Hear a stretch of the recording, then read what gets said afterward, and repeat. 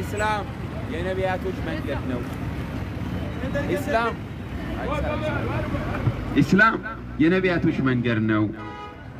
ነቢያቶች ከነቢዩላህ ኖህ አንስተን ሰለሞን፣ ዘከርያ፣ ዳዊት ሲሰብኩ የነበረው አንድ አምላክን አምልኩ ብለው ነው። አንድ አምላክ የሰማይና የምድር ፈጣሪ አንድ አምላክ ነው።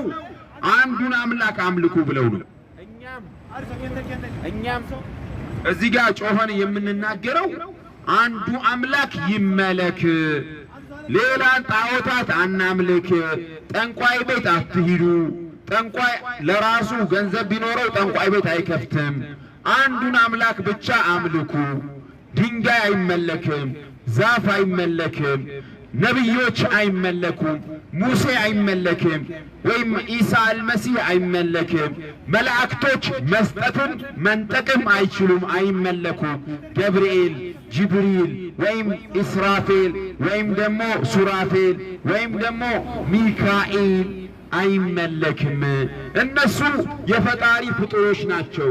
እነሱን ማምለክ ለዘላለም ገሃነም ይዳርጋል።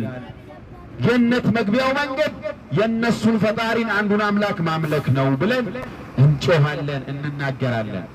የሰው ልጆች ሆይ እዚህ ምድር ላይ የምንኖረው ትንሽ ዓመት ነው።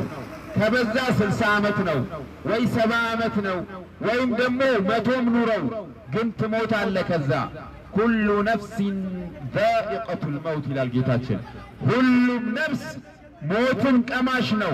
ወደድክም ጠላህም አንድ ቀን ከሞት ጋር መገናኘት የማይቀር ነገር ነው። ከዛ አፈር ይኮናል እንዴ? አፈር አይሆንም፣ ይጠየቃል። የሰው ልጅ በሰራው ስራ ይጠየቃል። ማን ነው ጌታ ተብሎ ይጠየቃል።